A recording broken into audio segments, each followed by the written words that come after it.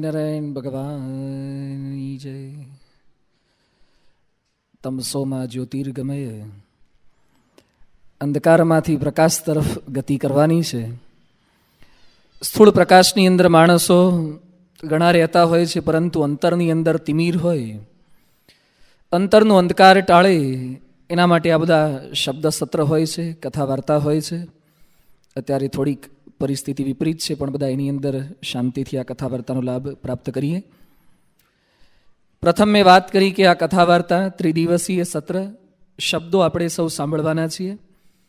જેમ વાલિયાનું પરિવર્તન થઈ શક્યું, જેમ તુલસીદાસનું પરિવર્તન થઈ શક્યું, એમ ચોક્કસ આ રામચરિત માનસના શબ્દોથી હું પણ કંઈક પરિવર્તિત થઈ જ શકું, એવા સંપૂર્ણ વિશ્વાસ સાથે આપણે આ પ્રત્યેક શબ્દને સાંભળીએ. બીજું, આ સત્ર શિક્ષા સત્ર છે. Today we are living in the age of education. અત્યારે શિક્ષણનો જમાનો છે. જે શિક્ષિત છે એની સમાજમાં કિંમત છે. એ પૈસા સારા કમાઈ શકે, સારો બંગલો બનાવી શકે, સારી નોકરીને સારી છોકરી પણ એને જ મળે જે શિક્ષિત હોય, જેની પાસે શિક્ષણ હોય. એના માટે તો ગામડામાંથી મા બાપ શહેરમાં છોકરાઓને ભણાવવા માટે મોકલે છે.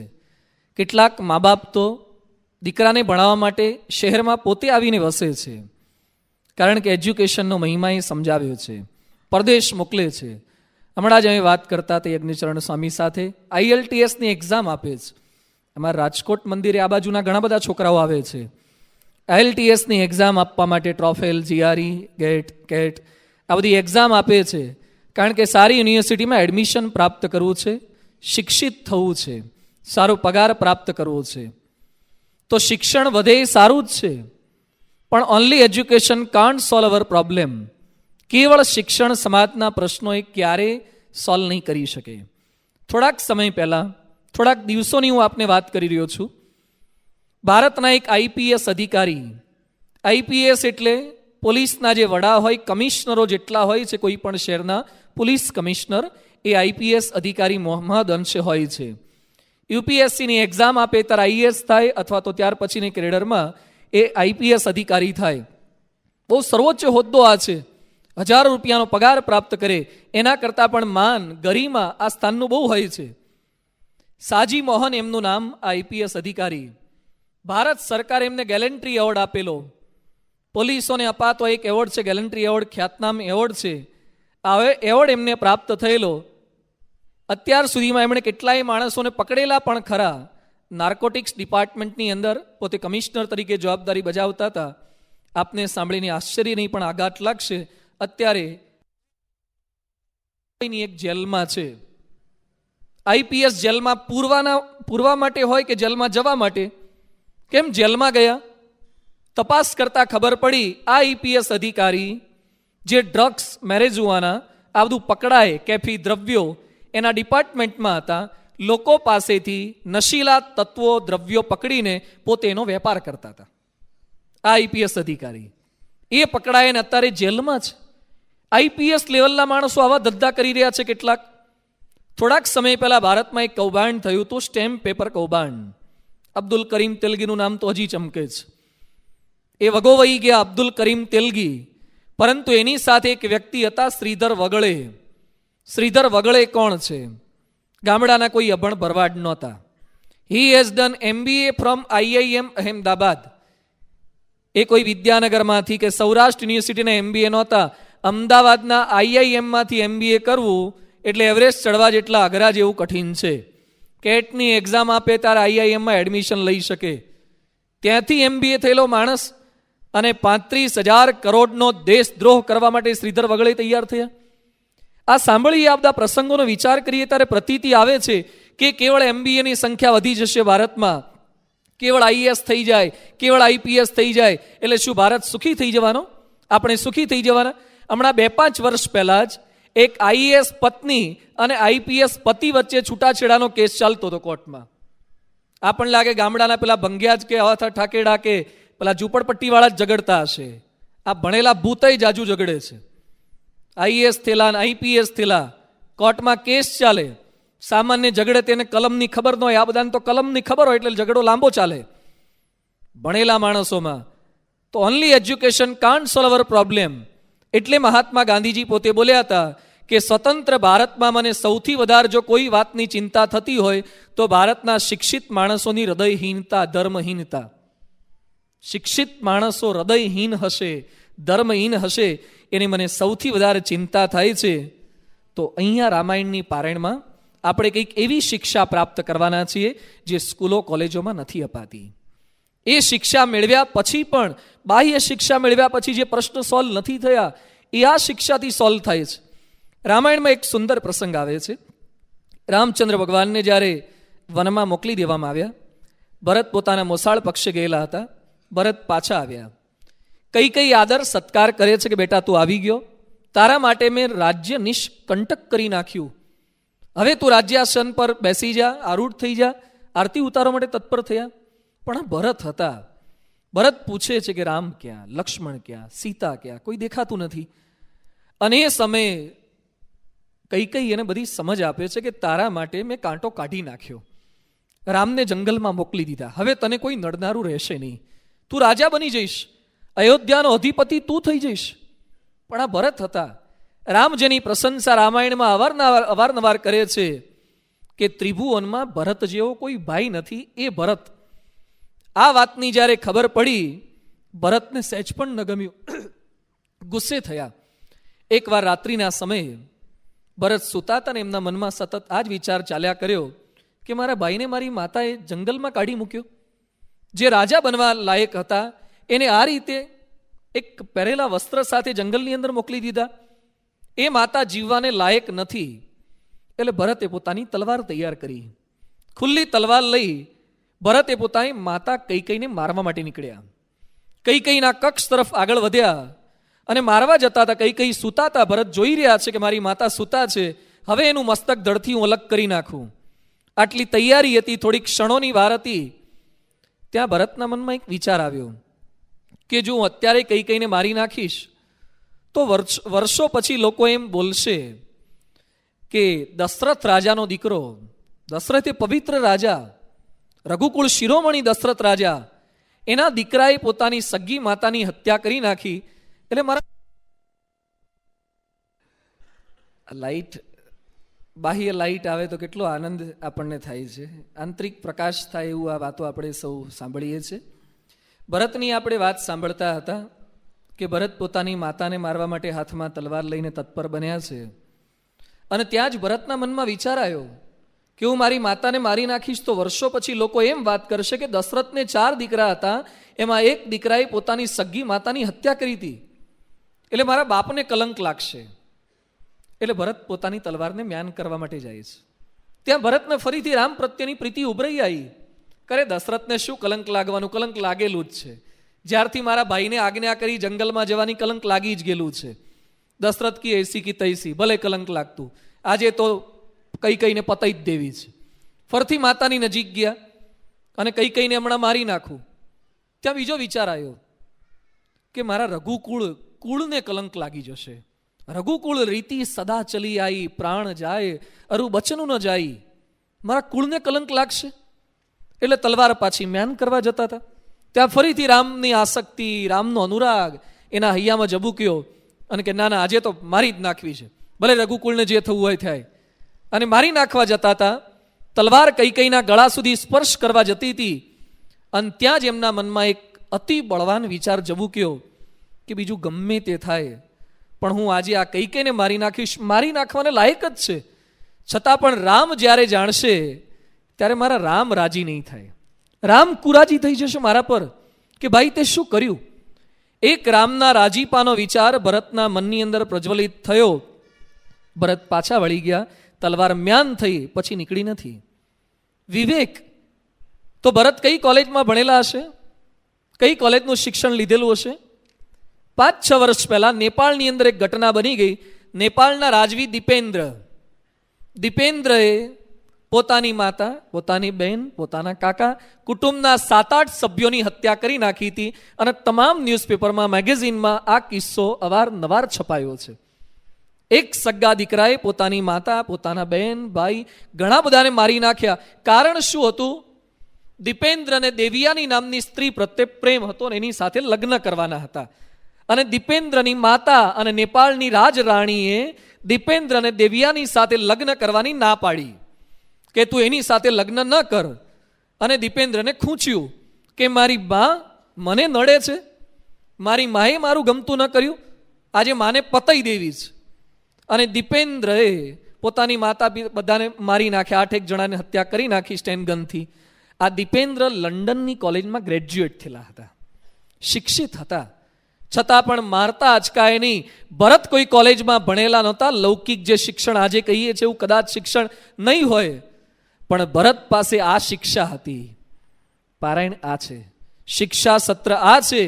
તુલસીદાસજી એટલે લખે છે, બિનુ સત્સંગ વિવેકન હોય, રામ કૃપા બિનુ સુલભન સોઈ. બિનુ સત્સંગ વિવેકન હોય, રામ કૃપા બિનુ સુલભન સોઈ. અહીંયાથી બહાર નીકળ્યા પછી કઈ ક્વોલિફિકેશન, ડિગ્રી કઈ આપને આપવામાં આવશે? પણ એક વિવેક આપણા સૌની અંદર ઉદય થાય. ડૂઝ એન્ડ ડોન્ટ્સ, મારાથી આ કરાય, મારાથી આ ન કરાય. રામચરિત માનસ એટલે આ છે. ત્રીજું, આ સત્ર એક શોભા સત્ર છે. દુનિયામાં દરેક માણસોને પોતાની શોભા વધારવી છે, દરેકને રૂપવાન થવું છે, ધનવાન થવું છે, કોઈને ખાનદાન થવું નથી. ધનવાન થવું છે, રૂપવાન થવું છે. રૂપ, ચહેરો સારો કરવા માટે દુનિયામાં બધા જ પ્રયત્નો કરે છે. અત્યારે ગમે તેટલી મંદી છે ને તો એ કોસ્મેટિકનું બજાર તો ફૂલ ચાલે છે.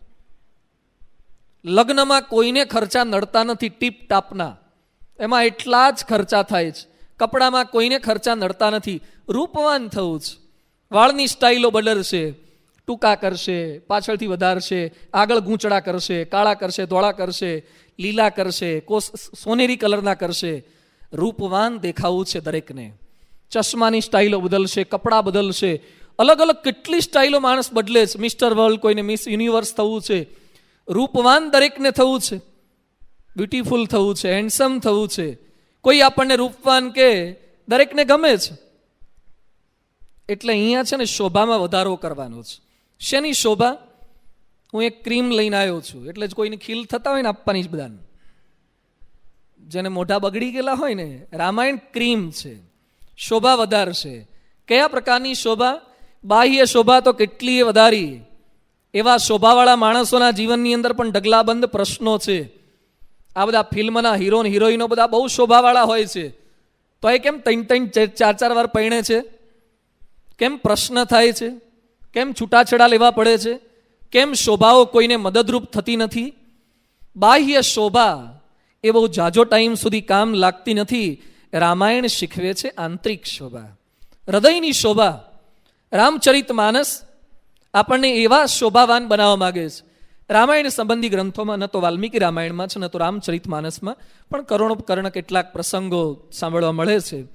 એકવાર રામચંદ્ર ભગવાન અને સીતાજી બેઠા હતા, અને એ સમય બંને વચ્ચે ચર્ચા ચાલી, કારણ કે જંગલમાં રહેવાનું તો બીજું કરવું શું, વાતોચીતો પરસ્પર કર્યા કરે. એમાં રામચંદ્ર ભગવાન અને સીતાજી બેઠા હતા, એટલે સીતાજી રામચંદ્ર ભગવાનને કહે છે, આ ચરણથી આ ચરણ સુંદર લાગે છે. રામ ભગવાનના ચરણ લાંબા હતા, સીતાજી પણ પગ લાંબા કરીને બેઠા હશે. એટલે સીતાજી એવું બોલ્યા કે આ ચરણ, આપના ચરણથી આ ચરણ સુંદર લાગે છે. તમારા ચરણને લીધે મારા ચરણ સુંદર લાગે છે. તમારા ચરણને લીધે હું તમારી સાથે છું, એટલે મારા ચરણની શોભા છે. એટલે રામચંદ્ર ભગવાન એવું બોલ્યા કે ના ના, આ ચરણથી આ ચરણ સુંદર લાગે છે. રામ ભગવાન વિનમ્ર થયા કે ના ના, મારા ચરણ કરતા તો તમારા ચરણ, કરતાના અર્થમાં લીધું, સીતાજીએ ને લીધેના અર્થમાં લીધું કે તમારા ચરણ મારા કરતા વધારે સુંદર લાગે છે. આવું બંને વચ્ચે મીઠી ચર્ચા લાગી કે કોના ચરણ એ સુંદર છે. લક્ષ્મણજી ત્યાં બેઠા હતા, અને લક્ષ્મણ એ સમયે રામચંદ્ર ભગવાનને સીતાજીને કહે છે કે આ ચરણની માથાકૂટમાં પડશો નહીં, પણ તમારા બંનેના આચરણને લીધે ચરણ બંનેના સુંદર લાગે છે. તમારા બંનેનું આચરણ સારું છે, બાકી ગણિકાના પગ તો તમારા બંને કરતા હારા હોય. પગને બહુ બ્રસ્તી ઘસ્યા હોય એટલે કોઈ પગે ના લાગે. જેના આચરણ સારા હોય એના ચહેરા કદાચ ન સારા હોય, જેના આચરણ સારા હોય એના પગ કદાચ ખરાબ હોય, છતાં પણ લોકો એના ચરણોમાં પ્રણિપાત કરે છે, એને વંદન કરે છે. આ શોભા છે, કાયમી શોભા છે. રાજકોટ મંદિરની બહાર નીકળીએ, અનેક તરફ સ્વામી વિવેકાનંદનું પૂતળું છે, જમણી તરફ, ડાબી તરફ રાણી લક્ષ્મીબાઈનું પૂતળું છે. બેસ્ટ મોટા મોટા સ્ટેચ્યુ છે. હું ઘણીવાર વાત કરું છું યુવકોને, વિદ્યાર્થી મિત્રોને, કે વિવેકાનંદ સ્વામી એ પુરુષનું પ્રતિનિધિત્વ કરે છે, લક્ષ્મીબાઈ એ સ્ત્રીના પ્રતિનિધિ તરીકે ઊભા છે. દરેકની ઈચ્છા હોય છે ને કે છાપામાં મારો ફોટો આવે. કેટલાકને છાપામાં ફોટો આવ્યો કટિંગ કરીને સાચવી રાખતા હોય કે મારો છાપામાં ફોટો આવ્યો હતો. ક્યાંક દેખાઈ જાય ને તો સાચવી રાખે. અને એમાંય જો જેટ બ્લુ વાળા કે બિગ બજાર વાળા, એમાં એક ગ્વાલિયર દિગ્ઝામ શૂટિંગ વાળા તમને મોડલ તરીકે લેતો, ઓહો, તો શું વટ પડી જાય. અને ઠેર ઠેર રોડ પર આપણા ફોટા, એરટેલમાં, વોડાફોનમાં ફોટોગ્રાફ આવી જાય તો દુનિયાના તમામ હોર્ડિંગ, સારા સારા કંપનીના હોર્ડિંગ એ પોતાના મોડલને દર વર્ષે કે 2-5 વર્ષે બદલ્યા કરે છે. હોર્ડિંગના તમામ ફોટોગ્રાફ અમુક વર્ષે બદલાઈ જાય છે. લક્ષ્મીબાઈને, વિવેકાનંદને દુનિયાની કોઈ તાકાત ના બદલી શકે. ફોટા તમારા બદલાઈ જાય, પૂતળા ન બદલાય. ફોટા જેના ચહેરા સારા હોય એના ફોટા રોડ પર લાગે, જેનું આચરણ સારું હોય એની મૂર્તિઓ લાગે. રામાયણ આ શીખવે છે, આચરણના પથ પર જઈએ, નહીં કે ફોટા પડાવવાના પથ પર. આજે પરમ પૂજ્ય પ્રમુખ સ્વામી મહારાજમાં શું છે? આજે સ્વામીશ્રીની કઈ શોભા છે? અબ્દુલ કલામ છતાં પણ અબ્દુલ કલામ દિલ્હી અક્ષરધામના ઉદ્ઘાટન પ્રસંગે આવ્યા અને પછી આખા અક્ષરધામનું ઉદ્ઘાટન સમારોહ પૂર્ણ થયો. બાપા કલામ સાથે ચાલતા હતા. અબ્દુલ કલામ સાહેબની ઈચ્છા થઈ કે મારે સ્વામીજીનો હાથ પકડવો છે. એમણે પરમ પૂજ્ય પ્રમુખ સ્વામી મહારાજનો હાથ થામ્યો, પકડ્યો. પછી સ્વામી બાપાએ વાત કરી કે સાહેબ, આપનું કાર્ય પણ ભારતની મહાસત્તા બનાવવાનું છે. અમારો સંકલ્પ પણ આવો છે કે ભારત વિજયી થાય, ભારત સુખી થાય, તો આપણે સાથે મળીને કામ કરીશું. એ સમયે અબ્દુલ કલામ કહે છે, no Swamiji, sorry, we will not work together. આપણે સાથે કામ નહીં કરીએ. એટલે સંતોને એમ કે કલામ સાહેબને ખોટું લાગી ગયું, શું આટલું સરસ ફંક્શન થયું, છેલ્લે બફાઈ ગયું. એટલે સંતોને એમ થયું કે હવે શું બોલશે. એ સમયે ભારતના રાષ્ટ્રપતિ પોતે એવું બોલ્યા કે sorry Swamiji, we will not work together, I will surrender to you. હું તમારા હાથ નીચે રહીને કામ કરીશ. સંતની સાથે કામ ના થાય, સંતના હાથ નીચે રહીને કામ થાય. સંતની સાથે કામ નહીં કરવાનું, સંત કહે તેમ કામ કરવાનું. પ્રમુખ સ્વામી મહારાજ 6 ચોપડી ભણેલા, કલામ સાયન્ટિસ્ટ, અણુ વિજ્ઞાની, ભારતના રાષ્ટ્રપતિ, છતાં અબ્દુલ કલામને એમ થાય છે કે પ્રમુખ સ્વામી કેમ કરવું છે. આપણું કયું ઘરવાળા નથી કરતા ઘણા. તારે આખા દેશના રાષ્ટ્રપતિ પ્રમુખ સ્વામી મહારાજનું કયું કરે? કયું શિક્ષણ છે પ્રમુખ સ્વામી મહારાજ પાસે? કઈ શોભા છે? હૃદયની શોભા. જેની પાસે આ રામચરિત માનસમાં લખ્યું છે એ આચરણ આવી જશે ને, પછી દુનિયાની તમામ તાકાત એનું કહ્યું કરશે. રામાયણ આપણને સૌને આ રસ્તે દોરી જશે. આજે ઠેર ઠેર ભારતની અંદર લગભગ લાખોની સંખ્યામાં મંદિરો છે. ભારતમાં જેટલા રામચંદ્ર ભગવાનના મંદિર નહીં હોય ને, એટલા કોના છે? હનુમાનજીના. ગણતરી કદાચ કરવી હોય કરી જોજો, મારી વાત ખોટી લાગતી હોય તો. હનુમાનજીના ડગલાબંધ મંદિર છે. કેમ મંદિર થયા? હનુમાનજી શું હતું? હનુમાનજી મિસ્ટર વર્લ્ડ હતા બાળકો, બહુ સ્માર્ટ દેખાતા હતા. આ તો મંદિરમાં આપણે હનુમાનજીને આટલા સ્માર્ટ બતાવીએ છીએ, બાકી એકચ્યુઅલી તો હી વોઝ શું હતા? વાનર હતા. આજે રોડ પર ચરોતરમાં જે વાંદરા દેખાય છે એવા જ કદાચ વર્ષો પહેલા કદાચ જુદા પ્રકારના હશે, ઉત્ક્રાંતિથી થોડોક ફેરફાર થયો હોય તો, પણ વાનર જ હતા. એ વાનરમાં પ્રતીતિ કેમની આવે? એમને પૂજવાની, એમની માળા કરવાની, હનુમાનજીના જપ કરવાની. વાનર અમર થઈ જાય, આ લેવલના અમર. વાનરના જપ થાય, વાનરની માળા થાય, વાનરના શનિવાર થાય, એમને સિંદૂર ચડાવવામાં આવે, એમના ઉપવાસ કરવામાં આવે. કયા લેવલની મોટપ હનુમાનજીએ પ્રાપ્ત કરી લીધી? શું હતું હનુમાનજીમાં? હનુમાનજીમાં બ્યુટી નહોતી, હનુમાનજીમાં પ્યોરિટી હતી. આજે દુનિયા બ્યુટી તરફ દોડે છે, પ્યોરિટી તરફ નથી દોડતી. રામાયણ શીખવે છે બ્યુટીની દોડ બંધ કરીને પ્યોરિટી બાજુ જાઓ. હનુમાનજી પાસે પ્યોરિટી હતી.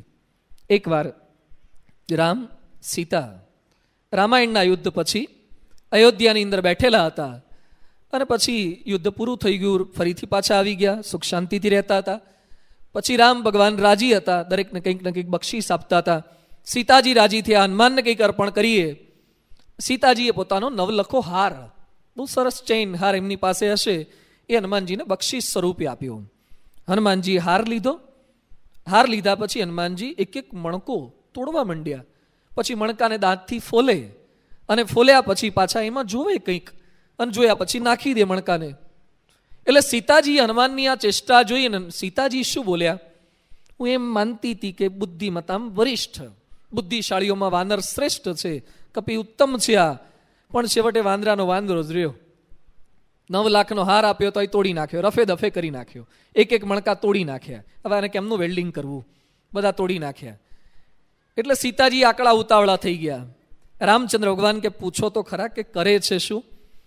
એટલે એ સમયે સીતાજી હનુમાનજીને પૂછ્યું કે શું કરો છો હનુમાન? એ સમયે હનુમાનજી શું બોલ્યા કે માતાજી, હું એક એક મણકાને તોડી તોડીને જોઉં છું કે એમાં રામ છે કે નહીં. જેમાં રામ નહીં એવી માળાનું મારે કામ નહીં, એવા મણકાનું મારે કામ નહીં, એવા સુવર્ણનું મારે કામ નહીં. અને સીતાજીને આંચકો લાગ્યો કે શું વાત કરે છે? સીતાજી કહે છે હનુમાન, તમે મણકામાં રામ શોધો છો અને જેમાં રામ નથી દેખાતા એ મણકા નાખી દો છો, તો શું તમારા શરીરમાં રામ છે? અને વિખ્યાત ફોટોગ્રાફ આપણે જોયો છે, બાળકો કેટલાકે હાથે મૂકી દીધા શર્ટ પર. બરાબર? શું કર્યું તો હનુમાનજીએ કરી બતાવો તો? ધ્યાન રાખજો, બટન તૂટી ના જાય. હનુમાનજી આમ છાતી ચીરી અને અંદરથી રામ લક્ષ્મણ જાનકી જય બોલો હનુમાન કી. હનુમાનજીએ છાતી ચીરી અંદરથી રામ લક્ષ્મણ જાનકીના દર્શન થયા. પ્યોરિટી આ હૃદય પવિત્ર, હૃદયમાં રામ સીતાને લક્ષ્મણ સિવાય કાંઈ જ નહીં. આજે ઘણા હનુમાનજી આગળ ઊભા રહેતા હોય, જાપ કરતા હોય, નામ કરે ગુટકાની પડીકી નીકળે, હનુમાનજી પગે લાગવા જાય ગુટકાની પડીકી નીકળે. પ્યોરિટી નથી, ખાલી ભક્તિ કરીએ છીએ. રામાયણ શીખવે છે આ, હનુમાન જેવી ભક્તિ આવે. તો શિક્ષા સત્ર આ છે, શોભા સત્ર આ છે, અને છેલ્લી આ સમાધાન સત્ર છે. અહીંયા જે ભેગા થયા છે રામાયણના પ્રસંગો, એ કંઈક ને કંઈક સમાધાન આપે. એની વાત કરું એ પહેલાં અહીંયા સભામાં મારે એક પ્રશ્ન પૂછવો છે. આમાં જેને પોતાની 4-વ્હીલર ગાડી ના હોય આંગળી ઊંચી કરો. 4 પૈડાવાળી ગાડી ના હોય આંગળી ઊંચી કરે.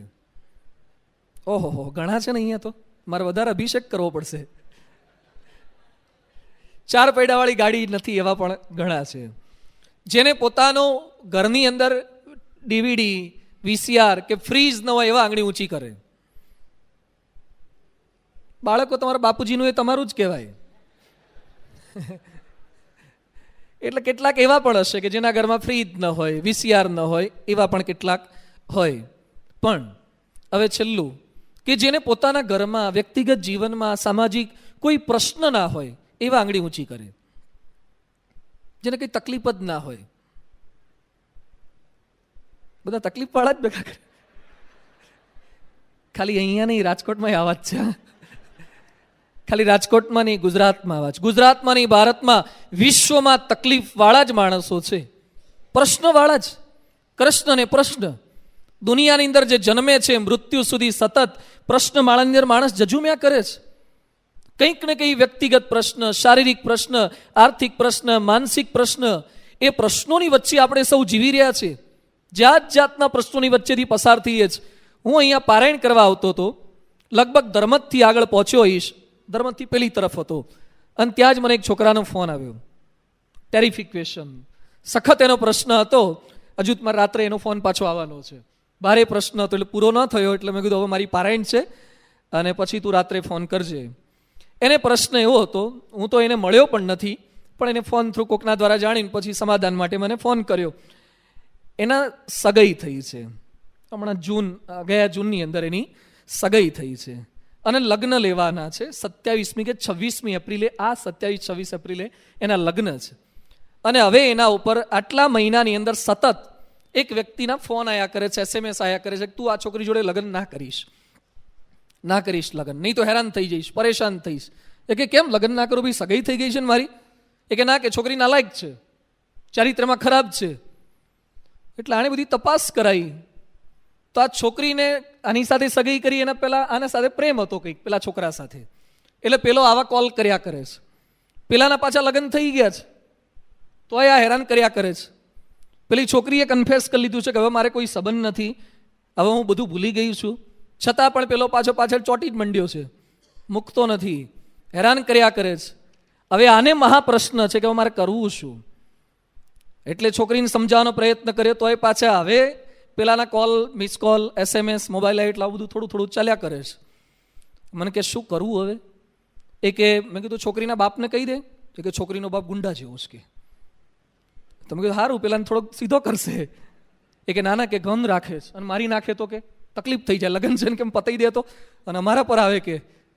તો મેં કીધું શું કરશું? મેં કીધું તારા પપ્પાને જાણ કર, તારા બાપુજીને જાણ કરીએ કે ના, કે તમને એકલાને જાણ કરી, બાપુજીને જાણ. તારા પપ્પાને ઇન્ફોર્મ કર કે આવી સ્થિતિ છે. એ કે મારા પપ્પા એકદમ ગભરું પ્રકૃતિના, જાણ કરીને એ આત્મહત્યા કરી લે તો. મેં કહ્યું કરવું શું તો હવે શું કરું? મેં કે છૂટાછેડા, હજુ તો સગાઈ થઈ છે. એ કે પણ એ એવું કહે છે કે તું જો હવે મારી સાથેની સગાઈ તોડી નાખીશ તો હું મરી જઈશ. મેં કીધું ખરું થયું આ તો મેં કીધું હવે જેમ છે એમ રહેવા દે. તો કે સ્વામી હવે હું મરી જઈશ. એટલે મને 11 વાગે ફોન આવવાનો છે. મેં કીધું જો નહીં ઉકલે પાછું મને કંઈક થશે. એટલે મેં કીધું બાપાને ફોન કરીશું, બાપા પાસે લઈ જઈશ આ પ્રશ્ન. પણ જો દુનિયામાં આવા ઢગલાબંધ, આ તો મેં જાહેરમાં વાત કરી, ઘણા એવા છે કે તમે વાત કરતા જ નથી, આના કરતાં વધારે ઘણા હશે, પણ નથી વાત થાય એવા પણ પ્રશ્નો છે, વિપરીત પ્રશ્નો. કંઈક ને કંઈક દુનિયામાં માણસોને પ્રશ્ન રહ્યા કરે છે. એના સગળાના સમાધાનો આ કથા વાર્તા આપે છે. એમ ન સમજતા કે આ બધી જૂની વાતો છે. રામાયણ એટલે જૂની એવું નથી. એકવાર એક કાકા રેલવે સ્ટેશને બેઠા હતા, લગભગ 65-70 વર્ષની એમની ઉંમર. એમના માજી પણ, એમના ધર્મપત્ની પણ બાજુમાં જ બેઠા હતા. અને કાકા રામાયણ ખોલીને વાંચતા હતા, રામચરિત માનસ વાંચતા હતા. એટલે બાજુમાં એક જવાની આવ્યો એની પત્નીને લઈને, તાજો પરણેલો હતો. એટલે એણે જોયું તો કાકા રામાયણ વાંચતા હતા. એટલે મશ્કરી કરવા બેઠા બે કોલેજિયન પતિ પત્ની. એ કે શું કાકા તમે તો કેવા છો કે એ રામાયણ વંચાય? 21મી સદીમાં રામાયણ વંચાય? તો કે શું વંચાય? એ કે ચિત્રલેખા વંચાય, અભિયાન વંચાય, દિવ્ય ભાસ્કર વંચાય, અત્યારે તો આ બધી મેનેજમેન્ટની પુસ્તકો, કિતાબો વંચાય, આ બધું વંચાય. રામાયણ શું કામ લાગે? રામાયણ તો એક્સપાયર ડેટ થઈ ગયું, આ બધું આખર તારીખવાળું થઈ ગયું, હવે ના વંચાય, જૂના જમાનાનું આ બધું છે, રામાયણ શું કામ લાગે? કાકા કાંઈ ના બોલ્યા. ભલે કે અમને જ કામ લાગે, અમારે જૂના માણસોને જૂનું સારું, આટલું બોલ્યા. ભાઈ બોમ્બેનું સ્ટેશન જેવું હશે ને ટ્રેન આવી, અને બોમ્બેની ટ્રેનમાં કદાચ બેઠા હોય ખબર હોય ઘઉંની કોથળો ખોલન જેમ નીકળે ને એમ નીકળે નીચે કાણામાંથી માણો, એમાં પાછું ચડવાનું. અને એની અંદર કાકા ને કાકી તો ચડી ગયા, અને ભાઈ છોકરો અંદર ચડ્યો અને મૂંઝાતો તો, ગભરાયો, અને ટ્રેન તો ઉપડી ગયેલી હતી. અને થોડીક મિનિટો પછી એકદમ એના મોઢા પર પરસ્યો. કાકા કે શું થયું ભાઈ બેટા? એ કે તકલીફ થઈ ગઈ, મારી ઘરવાળી નીચે રહી ગઈ. એટલે કાકા પછી ધીમે સાદે એક વાક્ય બોલ્યા, એટલે હું કહેતો હતો કે રામાયણ વાંચવું જોઈએ. અરે પણ કાકા ઘરવાળી નીચે રહી ગઈ, એમાં રામાયણને શું લેવા દેવા? એ કે રામાયણ વાંચ્યું હોત ને તો ઘરવાળી નીચે ના રહી જાય. કારણ કે રામાયણમાં આવે છે કે રામ ભગવાન સીતાને પહેલા ચડાવે છે ને પછી રામ ચડે છે. જ્યારે એમને ગંગા પસાર કરવાની હતી ને ત્યારે હોડીમાં રામ સીતાને પહેલા ચડાવે છે અને પછી રામ ચડે. મેં મારી કાકી, જો તારી કાકીને પહેલા ચડાવી દીધા કે પછી આપણે દોડીને ચડાય. આમ સામાન્ય જેવું આપણને લાગે છે, ટ્રેનમાં ચડવાના સમાધાન નહીં, ઉપર ભગવાનના ધામના પગથિયા ચડવાના સમાધાન આ રામાયણ આપી શકે એમ છે. પ્રત્યેક પ્રશ્નોના સમાધાન આપણા પવિત્ર ધર્મ ગ્રંથોમાં છે. કથા રામની વ્યથા માનવની, હરીન્દ્ર દવેએ પુસ્તક લખ્યું છે કે માનવ માત્રની વ્યથા આ ટાળી શકે, વ્યક્તિથી સમષ્ટિગત સુધીના પ્રશ્નો ટાળી શકે એવી શક્તિ, એવી તાકાત આ રામાયણ ધર્મ ગ્રંથમાં છે. રામાયણો અપાર છે. રામાયણ શતકોટી અપારા, હજારો રામાયણ છે. રત્નાકરમ રત્નાનામ સંગણમ યથા ન શક્યતે કરતુમ. જેમ રત્નની ગણતરી શક્ય નથી એમ રામાયણોની ગણતરી નથી. હજારો, એટલો એક ઉલ્લેખ તો એવો છે કે પૃથ્વી પર 25,000 રામાયણો છે. સંસ્કૃત ભાષામાં 25,000 રામાયણો છે. મારી પાસે અત્યારે લખેલા રામાયણો 24 રામાયણો છે.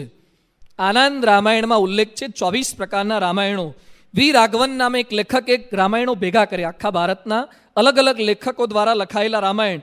કવિન્દ્રાચાર્ય સરસ્વતી ગ્રંથાલયમાં બનારસમાં આવેલા છે. 21 રામાયણો તો આ બનારસના ગ્રંથાલયમાં ઉપલબ્ધ છે. સંસ્કૃત સાહિત્યમાં લગભગ 67 જેટલા અલગ અલગ રામાયણો છે. સંસ્કૃત ભાષામાં જ 67 અલગ અલગ રામાયણો છે. અને મેં પારાયણ માટે અલગ અલગ વાંચ્યા એવા ઢગલાબંધ આપણે, હું જ રિફર કરી, એવા ઘણા છે. આપણે એમ માનીએ છીએ કે ખાલી વાલ્મીકી રામાયણ ને તુલસી રામાયણ, ગિરધર કૃત રામાયણ છે, નાબાજીનું રામાયણ છે, યોગ વશિષ્ઠ છે, ભારદ્વાજનું છે, દેહ રામાયણ છે, જટાયુ રામાયણ, શ્વેતકેતુ રામાયણ, આનંદ રામાયણ, આત્મદેવ રામાયણ, જૈમિની રામાયણ, આવા 67 રામાયણો છે. અલગ અલગ રામાયણની અંદર કથા થોડો ઘણો ભેદ એ જોવા મળે છે. એ રામાયણની વાતો શું કરવી? અહીંયા મને યજ્ઞચરણ સ્વામી ગઈ સાલથી વાત હતી, પછી આ વખતે વાત થઈ કે રામાયણની પારાયણ કરવાની છે. હવે આટલા બધા રામાયણો, રામાયણ શતકોટી અપારા, એ મારે 3 દિવસમાં આપને વાત કરવાની. થોડાક વર્ષ પહેલાં મેં મહેસાણામાં રામાયણની પારાયણ કરી હતી. 30 દિવસે પણ મારું રામાયણ પૂરું નહોતું થયું. 30 દિવસની પારાયણ કરી હતી, 30-35 કલાક ત્યાં બોલ્યા હતા, તો એ રામાયણ છેલ્લે તો વાઇન્ડ અપ કરવું પડ્યું હતું. ત્યારે માંડ પૂરું થાય.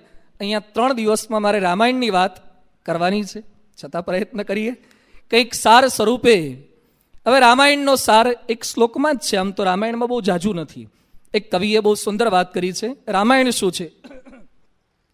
આદૌ રામ તપોવનાદિગમનમ હત્વા મૃગમ કાંચનમ વૈદેહી હરણમ જટાયુમરણમ સુગ્રીવસં ભાષણમ વાલી નિગ્રહણમ સમુદ્રતરણમ લંકાપુરી દાહનમ પશ્ચાદ રાવણ કુંભકર્ણ હનનમ એતદ હિ રામાયણમ. રામાયણ કથામાં બીજું છે શું? દશરથ રાજા હતા, એને 3 સ્ત્રીઓ હતી, એના થકી 4 દીકરાઓ જન્મ્યા, અને પછી વિશ્વામિત્ર ઋષિ આવ્યા, રામ લક્ષ્મણને લઈ ગયા, જંગલમાં તાડકાનો બધાનો વધ કર્યો, પછી સીતાજી સાથે વિશાળ થયું, ધનુષ્યનો ભંગ કર્યો, લગ્ન થયા, પાછા આવ્યા, ખાઈ પીને સુખીથી રહેવાના હતા. ત્યાં કૈકેયીના વરદાનને લીધે રામને જંગલમાં જવું પડ્યું. રામ સીતા લક્ષ્મણ જંગલમાં ગયા, સીતાજીનું હરણ થયું, જટાયુનું મરણ થયું, વાલીનું મરણ થયું, અને પછી સીતાજીની શોધ કરવા માટે ગયા. હનુમાનજીએ સમુદ્રને તર્યા, રામની સાથે બધી આખી સેનાને લઈ ગયા, રાવણને ત્યાં માર્યો, અને પછી સીતાને લઈને અયોધ્યામાં પાછા આવ્યા, ફરતી રાજ્ય કર્યું, અને પછી એમના દીકરા થવાના હતા, ત્યાં પાછા જંગલમાં મોકલ્યા. સીતાજી જંગલમાં લવકુશનો જન્મ થયો. સીતાજી આવીને જળ જમીનની અંદર સમાઈ ગયા, બધાએ સમાધિ લીધી, અને ત્યાર પછી રામાયણ પૂરું થયું. ખાધું પીધું લહેર કરી. આમાં બીજું છે શું? આ તો તમને ખબર જ છે ને, તો શું સાંભળવાના? રામાયણમાં નવું શું? વર્ષોથી કથાકારો આ જ વાતો કરે છે. આમાંથી રામાયણની કથા ખબર ન હોય એવા ભાગ્યે જ કોઈ હશે. દરેકને સ્ટોરી ખ્યાલ છે. રામાનંદ સાગરે બહુ મોટી કૃપા કરી સિરિયલ બનાવીને, બધાને ખ્યાલ છે રામાયણની કથાનકમાં કંઈ નવીન નથી. શું નવું નહીં આવે? પ્રસંગ એ જ, પણ એ પ્રસંગ આપણને કઈ દિશા તરફ દોરી જવા માંગે છે. આખ્યાનો, કદાચ પુરાણના એ પ્રસંગો, પણ એ પ્રસંગોની પાછળ છુપાયેલું તાત્પર્ય એ આપણને ઘણીવાર ખબર નથી હોતી. એ રામાયણના પ્રસંગોને સમજવાનો પ્રયત્ન કરીશું. જેમ ભાષા શુદ્ધિ માટે વ્યાકરણ જરૂરી છે, એમ જીવન શુદ્ધિ માટે આવા કથાનકો જરૂરી છે. જીવન શુદ્ધ તો બને છે, એટલે એને સમજવાનો પ્રયત્ન કરીએ. વાલ્મીકી રામાયણ તો લગભગ 24,000 જેટલા શ્લોકોનું બનેલું છે. તુલસી રામાયણને આપણે સમજવાનું, આમ તો બંનેમાંથી મિશ્ર સિલેક્ટેડ પ્રસંગો થોડા સમયની મર્યાદામાં રહીને આપણે સમજવાનો પ્રયત્ન કરીએ. સળંગ કથાનક તો ક્યારેય 3 દિવસમાં શક્ય ન બને, પણ એને વિષય વસ્તુને સાર સ્વરૂપે સમજવાનો આપણે પ્રયત્ન કરીશું. રામચરિત માનસમાં કુલ 8 કાંડ છે. કયા કયા કાંડ? એક ગોધરા કાંડ, બોફોર્સ કાંડ, તહલકા કાંડ, બરાબર? કારણ કે ભારતવાસીને છાપાના આધારે આ બધા કાંડ આપણને ખબર હોય, ગોધરા કાંડ ને, તહલકા કાંડ ને, બોફોર્સ કાંડ. આ બધા કાંડ રામાયણમાં નથી. રામાયણમાં છે બાલકાંડ, અયોધ્યાકાંડ, અરણ્યકાંડ, કિષ્ણકિંધાકાંડ, સુંદર લંકા ઉત્તર અને લવકુશ કાંડ. આ બધા કાંડની વચ્ચે આખું રામાયણ છુપાયેલું છે. એ રામાયણની કથા એની અંદરથી આપણે સમજવાનો પ્રયત્ન કરીશું. રામાયણ એક કુટુંબ કથા છે, આદર્શ કુટુંબની કથા છે. એ કુટુંબમાં પણ પ્રશ્નો આવ્યા, પણ એની વચ્ચેથી એ લોકોએ પ્રશ્નોનું સમાધાન કરી તો કર્યું છે. એ કુટુંબના પ્રત્યેક સભ્યમાંથી આપણને ઉદાત્ત જીવન જીવવાની પ્રેરણા મળે છે.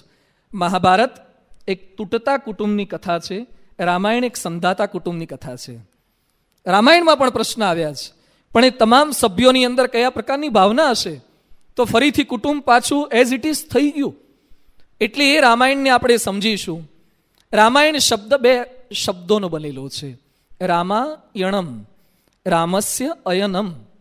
રામનો ષષ્ઠી વિભક્તિ છે. રામસ્ય અયનમ, રામનું વનમાં જવું તે. રામના જવાની ક્રિયા અને બીજા અર્થમાં એમ પણ સમજી શકાય કે રામનો ગમન પથ, રામનો માર્ગ કયો છે.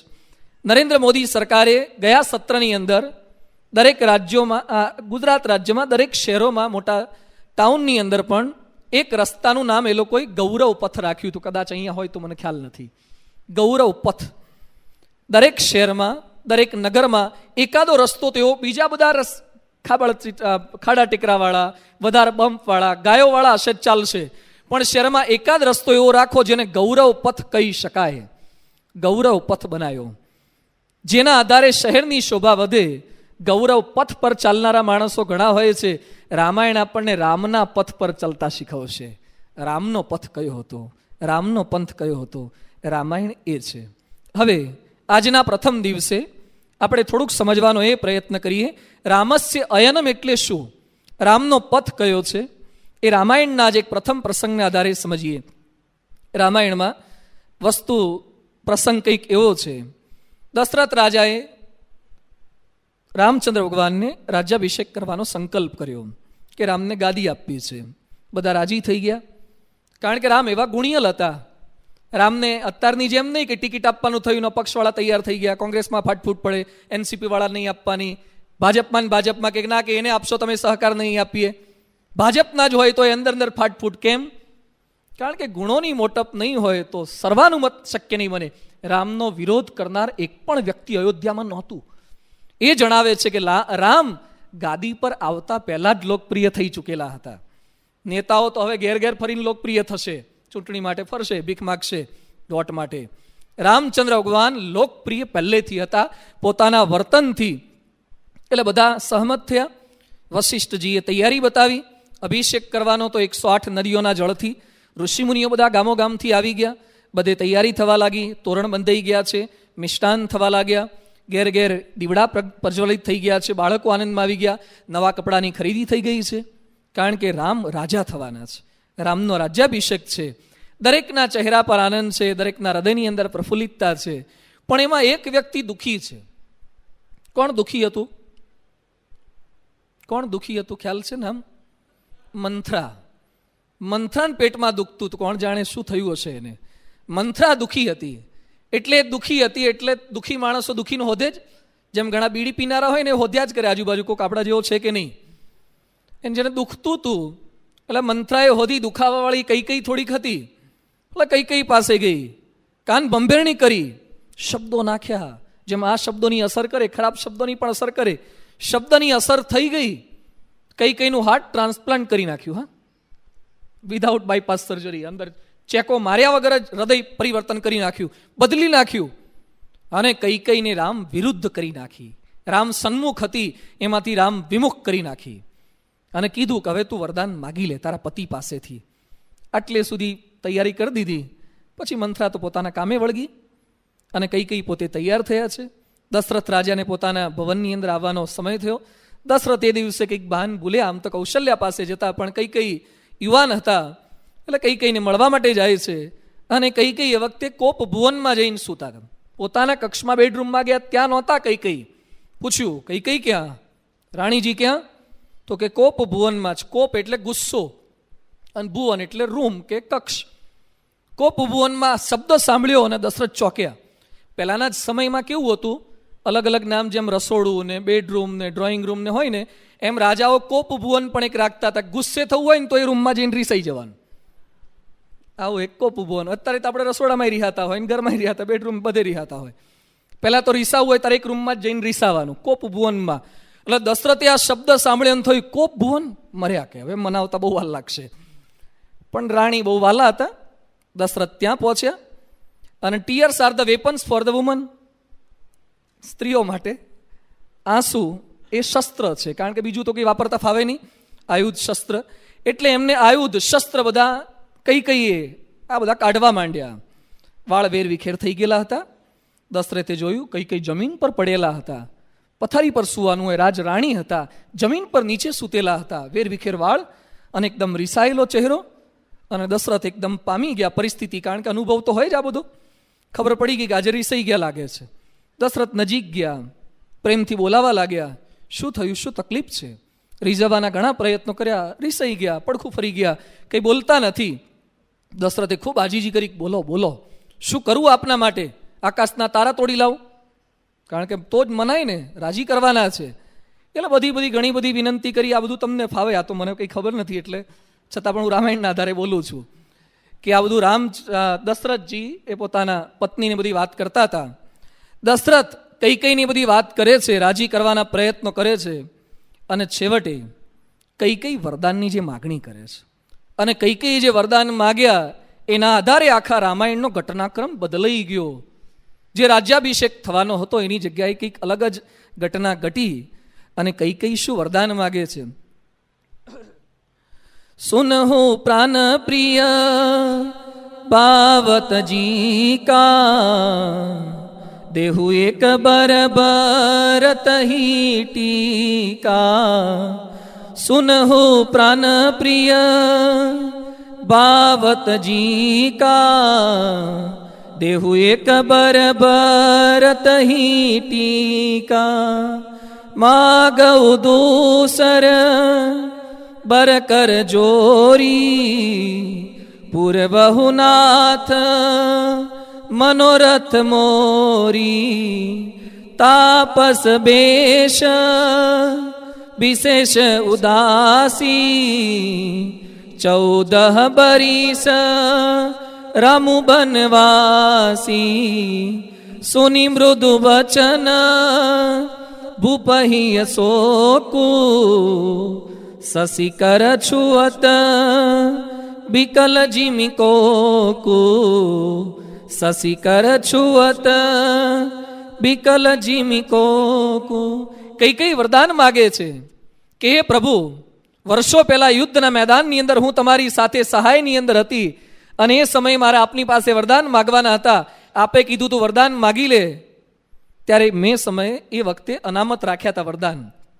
આજે અનામત રાખેલા વરદાન પુનઃ આપની પાસે હું માગું છું. વરદાન મને આપી દો. શું જોઈએ છે? માગ. તારે જે કંઈ ઈચ્છા હોય આપું. તારા માટે નવો મહેલ બનાવી આપું. તારી ઈચ્છા હોય તો નવો મહેલ બનાવી દઉં.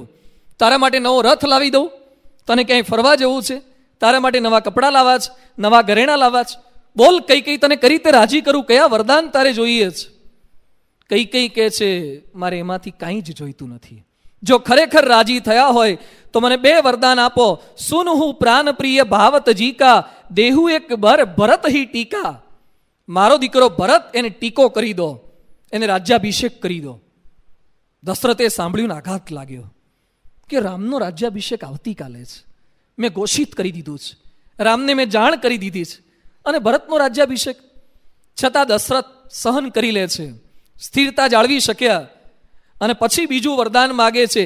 માગવું દુસર બરકર જોરી, પૂર્વહુ નાથ મનોરથ મોરી. નાથ સાંભળજો, હજી બીજું વરદાન મારે માગવાનું બાકી છે. શું વરદાન? તાપસ બેશ વિશેષી ઉદાસી, 14 બરીસ રામુ વનવાસી. ખાલી ભરત રાજા થાય એટલું નહીં, રામ 14 વર્ષ જંગલમાં જાય વલકલ વસ્ત્ર પહેરીને. દશરથે આ સાંભળ્યું ને દશરથ જમીન પર ચત્તા પાટ પડી ગયા. એના કરતાં પણ વધારે ઉદાસ દશરથ થઈ ગયા.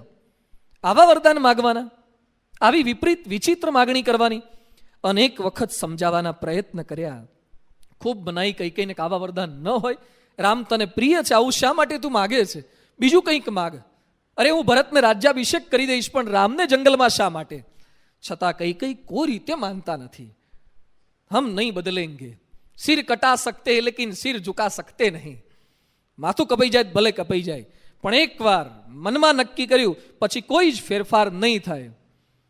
અને પ્રાતઃકાળ થયું. રામચંદ્ર ભગવાનને ત્યાં આવવાનું હતું રાજ્યાભિષેક માટે. એટલે પિતાજીને પ્રણામ કરી આવું એવા આશયથી પોતે ત્યાં પધાર્યા. અને જોયું તો પિતાજી જમીન પર સૂતા હતા, પડેલા હતા. એમની હાલત પણ આવી વિચિત્ર હતી, વિપરીત હતી. રામ પામી ગયા કે કંઈક થયું છે. આ તો રામ હતા. પિતાને જોઈને એમની પરિસ્થિતિ પામી જાય. પિતા દુઃખી છે. રામે સગડી વાત જાણી. પિતાએ આજ્ઞા કરી નથી જંગલમાં જવાની, પણ રામે બધો જ ચિતાર આખી ઘટનાનો મેળવી લીધો અને રાજી થકા એમણે આજ્ઞા પાલન કર્યું છે. માતાની સંમતિ લીધી. કૌશલ્યા ના પાડે, સુમિત્રા ના પાડે, સુમંત્ર ના પાડે, વશિષ્ઠ ના પાડે, ઘણા બધા ના પાડે. છતાં પણ રામ પોતે જંગલમાં જવા માટે તૈયાર થયા. સીતા આવ્યા, લક્ષ્મણ આવ્યા, આખી અયોધ્યા નગરી રુદન કરે છે. છતાં રામ એ વલ્કલ વસ્ત્ર ધારણ કરીને વનમાં ગયા.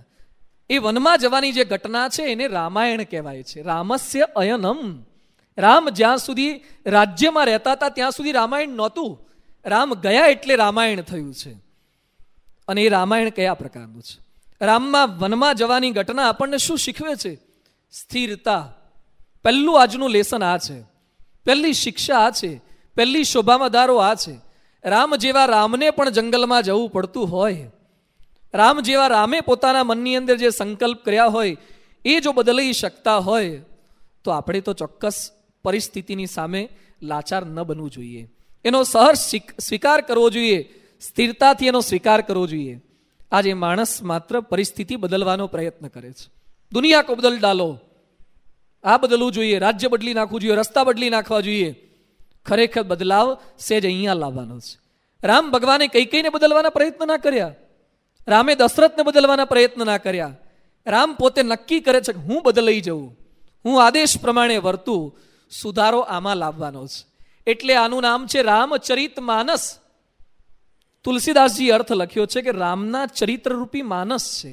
જેમ માન સરોવર છે ચીનમાં, તિબેટમાં, ત્યાં એ માન સરોવરમાં લોકો ડૂબકી લગાવે છે. બહુ ઓછા માણસો જઈ શકે છે, સામાન્ય પ્રજા તો જઈ ન શકે, લાખો રૂપિયાનો ખર્ચો થાય. પવિત્ર સ્થાન છે. માન સરોવરમાં જઈએ તો પવિત્ર થવાય એવી ભાવના છે અને વાત સાચી પણ છે. પણ સામાન્ય માણસ તો માન સરોવરમાં ક્યાંથી પહોંચશે? તુલસીદાસજીએ કૃપા કરી કે રામના ચરિતરૂપી માન સરોવર એમાં ડૂબકી લગાવશે તો પણ પવિત્ર થશે. એક આશય આ પણ છે. બીજો આશય, રામરૂપી ચરિત સાંભળશે તો વ્યક્તિનું માનસ બદલાશે. આજે બીજું બદલવાની જરૂરિયાત નથી. માનસ બદલાય તો માણસ બદલાય. માનસ કહેતા મન, મન બદલાય તો માણસ બદલાય. આ રામચરિત માનસ આપણને આ શીખવે છે. રામે પોતાનું માનસ બદલ્યું, કૈકેયીને ન બદલ્યા. આપણે તો પ્રયત્ન આ કરીએ, બીજાને બદલવાનો પ્રયત્ન કરીએ, એ નથી કરવાનું. કરવાનું આ છે, આપણે માનસ બદલીએ. વાળમાં ફેરફાર મેં આગળ વાત કરી, પ્લાસ્ટિક સર્જરી કરાવે છે. માઇકલ જેક્સનનું નામ સાંભળ્યું છે બધાએ? કાળા છે કે ધોળા? બહુ ધોળા લાગે છે, ફોટોગ્રાફ જોયો હશે અથવા તો કેટલાક એના ડાન્સ જોયા હશે.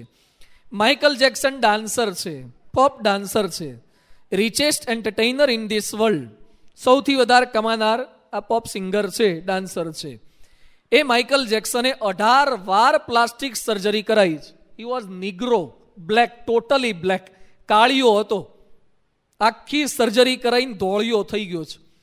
એને નજીકથી જુઓ ને તો એનું નાક આખું આમ માંડ ટકી રહ્યું છે. આમાં જો કે એના ચરિત્રો જ એવા છે કે માંડ ટક્યું છે, પણ આ તો પ્લાસ્ટિક સર્જરીને લીધે માંડ ટક્યું છે.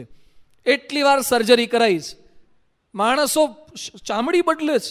સારંગપુર એક ભાઈ થોડાક વખત પહેલા મળ્યા હતા અમેરિકાના, અને ડૉક્ટર સ્વામી એમનો પરિચયને કરાયો હતો. ડૉક્ટર સ્વામી સભામાં બોલ્યા હતા કે ચરોતરમાં ડાંગરની ખેતી થાય તો સમજ્યા વાળની ખેતી થાય છે. વાળની ખેતી જોઈશ તમે? વાળ ઉગાડે છે. એ ભાઈને આગળ ટાલ હતી, એટલે ટાલ તો ખરાબ લાગે આગળ ટાલ હોય તો, એટલે એમણે સંકલ્પ કર્યો કે વાળ તો કંઈક કરવા પડશે. અત્યારે ઓબામાને ટાલ પડે છે એટલે લોકોને ટેન્શન છે. ઓબામા વાળ ઉગાડવાનો પ્રયત્ન કરે છે હવે, કારણ કે ટેન્શન વધે છે ને, એટલે વાળ ખરતા જાય છે. એટલે અહીંયા આને ટાલ હતી એટલે ખેતી કરી એમણે અમેરિકામાં. હવે તો ઇન્ડિયામાં અને ગુજરાતમાં એ સર્જરી થાય છે વાળ ઉગાડવાની. એટલે એમને છે ને એક વાળ લેવામાં આવ્યા અને વાળ રોપ્યા. જેમ ડાંગરમાં તમે રોપો છો ને અંદર પાણીમાં, એમ વાળની ખેતી કરી. એકના મૂળિયા હોતા નાખવાના અને પછી વ્યવસ્થિત ફિટિંગ કરવાનું. અને વાળ બધા આગળ ઉગાડ્યા અને સરખું કરી દીધું. વાળમાં ફેરફાર કર્યો, પાછળથી જ કાઢ્યા. કોકના ના ચાલે પાછા, પાછળથી કાઢીને આગળ રોપ્યા, આગળ હરખું થયું, પાછળ ટાલ થઈ ગઈ. પણ આ સર્જરી કરે છે માણસ. વાળમાં ફેરફાર કરશે, ચહેરામાં ફેરફાર કરશે, બધો કરશે, પણ આંતરિક ફેરફાર એ પોતામાં નથી કરતો. કૃષ્ણ ભગવાન અર્જુનને આ શીખવે છે, તાન તિતિક્ષસ્વ ભારત. હે અર્જુન, કૌરવો સુધરી જશે, આશા છોડી દે. નહીં સુધરે, નહીં બદલાય, કારણ કે પ્રયત્ન મેં કરી લીધો છે. કૃષ્ણ ભગવાને પોતે પ્રયત્ન કર્યો, ક્યાં કૌરવો બદલાયા? નહીં બદલાય. એની વચ્ચે તું તારું બદલ, તારું માનસ બદલી નાખ. આ પ્રકારે આપણને ગ્રંથો શીખવે છે. બીજામાં સુધારો ક્યાં સુધી લાવશું? યોગીજી મહારાજ પાસે એક ભાઈ આવ્યા અને પછી યોગી બાપાને કે સ્વામી, આ પેલા મહેશભાઈ છે ને મને બહુ હેરાન કરે છે, બહુ ખીજાઈ કરે છે, બહુ નડે છે, એને કંઈક કોને? યોગી બાપાએ બોલાય, એ મહેશભાઈ અહીં આવો, કે હવે છે ને તમારા નટુભાઈને ખીજાવાના નહીં. હા કે સ્વામી, હવે ભૂલ નહીં થાય. પછી થોડા દાડા પછી નટુભાઈને મળ્યા. નટુભાઈ કેમ છે હવે? મહેશભાઈ હેરાન નથી કરતા? ના ના સ્વામી, મહેશભાઈ બંધ થઈ ગયા પણ રમેશભાઈએ શરૂ કર્યું છે. તે પાછા રમેશભાઈને બોલાય કે રમેશભાઈ હવે તમારે છે ને નટુભાઈને હેરાન નહીં કરવાના. ત્યારે મહેશભાઈ કે સારું સ્વામી, હવે તમે કહો છો એટલે હવે નહીં કરું. થોડા દાડા પછી પૂછ્યું કે કેમ છે સ્વામી, આ કેમ છે ભાઈ નટુભાઈ તમારે? એ કે સ્વામી આ તો બધું બંધ થઈ ગયું પણ પેલા ચતુરભાઈ હેરાન કરે છે. હવે યોગી બાપા કે ગુરુ હું કેટલાને કહું, હવે તમે જ સુધરી જાઓ ને. હું કેટલાને કહું, તમે જ બદલાવ લાવી દો ને. આપણને એમ લાગે આમાંથી બેઠેલા કેટલાકને પત્ની નડતા હશે, કેટલાકને પતિ નડતા હશે, કેટલાકને બાજુવાળા નડતા હશે, કેટલાકને આ બાજુવાળા નડતા હશે, કેટલાકને નીચેવાળા નડતા હોય, ઉપર રહેતા હોય તો, કેટલાકને નીચે રહેતા હોય તો ઉપરવાળા નડતા હોય, ઘણા તો હા ઉપરવાળા નડે છે, ઘણા ભગવાન નડે છે. જાત જાતના બધાને ઘણું નડ કરે. કોઈને એમ નથી હું મને નડું છું. આપણે આપણી જાતને નડીએ છીએ એવું સેટ પણ થતું નથી. એક વ્યક્તિએ ન્યુયોર્કથી લોસ એન્જલસ સુધી મુસાફરી કરી, પૈદલ યાત્રા. એક અમેરિકાનો બીજો છેડો છે ને બે છેડા છે, એક બીજો છેડો છે. હજારો કિલોમીટરની યાત્રા થાય, પગપાળા યાત્રા ન્યુયોર્કથી લોસ એન્જલસ સુધી. પછી એને પ્રશ્ન પૂછવામાં આવ્યો કે તમે ન્યુયોર્કથી એલે ગયા, એમાં સૌથી વધારે તમને શું નડ્યું? એટમોસ્ફિયર નડ્યું? નો. ટ્રાફિક? નો. લાઇટ્સ? નો. વાવાઝોડા? નો. માણસો? નો. તો નડ્યું શું? The sand in my shoes. મારા બૂટમાં જે કાંકરી હતી મને બહુ નડી. બૂટની કાંકરીઓ નડે છે, બીજું કાંઈ નડતું નથી. નડે છે આ, આપણને ખ્યાલ નથી. તો રામચરિત માનસ એટલે આ છે. રામ ભગવાને ફેરફાર આ કર્યો છે, માનસમાં ફેરફાર કર્યો, કઈકઈમાં ફેરફાર નહીં. એ જે ઘટના બની ગઈ હવે એમાં ફેરફાર કરવાનો પ્રયત્ન ન કરો. રામ શીખવે છે આ, ગણ્યું જે પ્યારું પ્યારાએ, અતિ પ્યારું ગણી લેજે, ગુજારે જે શિરે તારે, જગતનો નાથ તું સહેજે. બીજો ફેરફાર નહીં કરી શકીએ. ઘણા માણસો સતત ટેન્શનમાં રહે, એ કે ભગવાને રૂપ હરખું ન આપ્યું, ઘણાને બહુ કાળા બનાવ્યા હોય તો ટેન્શનમાં જ રહે. હાબુ ઘસ્યા કોઈ ફેરફાર નહીં થાય. હા, ભગવાને જે કલર આપ્યો છે ને બહુ દુઃખી ન રહેવું. ભગવાને જે આપ્યો એનો સ્વીકાર કરી લેવાનો. ઘણાને બહુ જાડા બનાવી દીધા હોય તો એમાં મૂંઝાયા કરે. ઘણા બહુ ખાય તો એ શરીર વધે નહીં, પટલા રહે, એમાં મૂંઝાયા કરે. ઘણાને બહુ ઠીંગણા રાખ્યા હોય ટેન્શનમાં કે ભગવાને મને હાઈટ ના આપી, મને કેમ આટલો નીચો રાખ્યો ને એમ નીચો રાખ્યો. એમાં ટેન્શન નહીં રાખવાનું, એડીવાળા બૂટ કે ચપ્પલ પહેરવાના.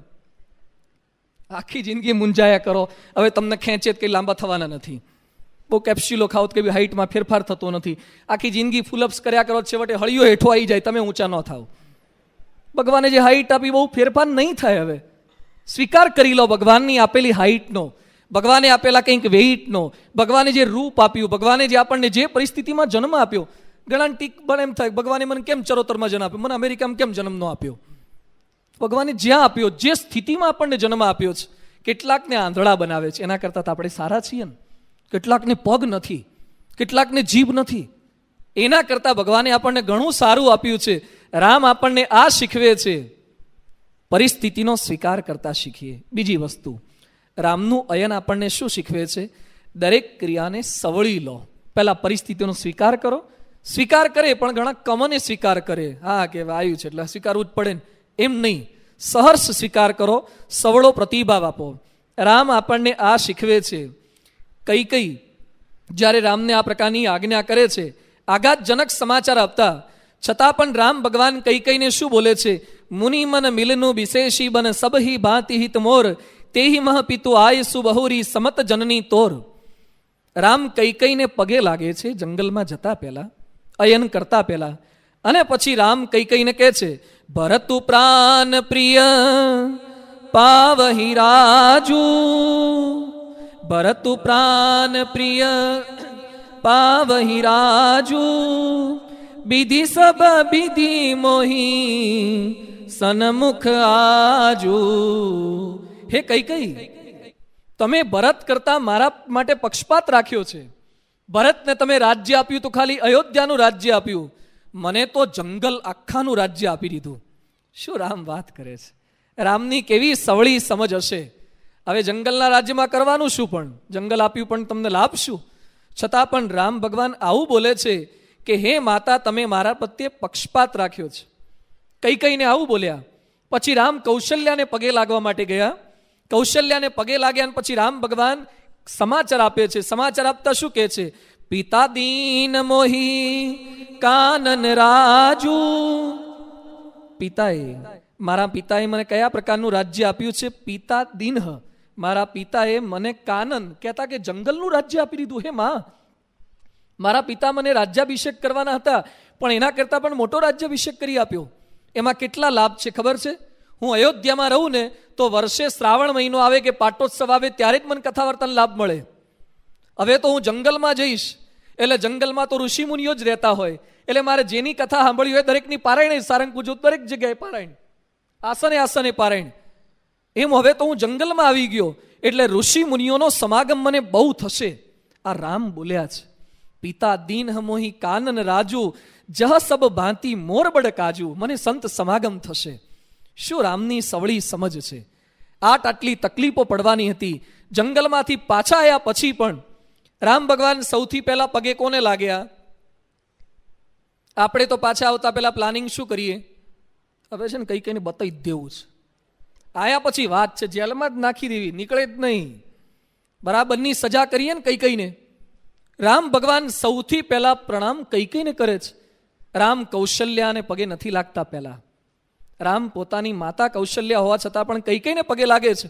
અને પછી રામ પોતે બોલ્યા, તાત સ્નેહો ભરત મહિમા, પૌરુષમ વાયુ સુનો, સખ્યમ ચાપી પ્લવગ નૃપતે, ક્વાપી સૌમિત્ર ભક્તિ, સીતા સત્યમ નિજ ભુજબલમ, વૈરીણામ વૈરી ભાવો, જ્ઞાતમ સર્વમ તવ ચરણયોહો માત એષ પ્રસાદ.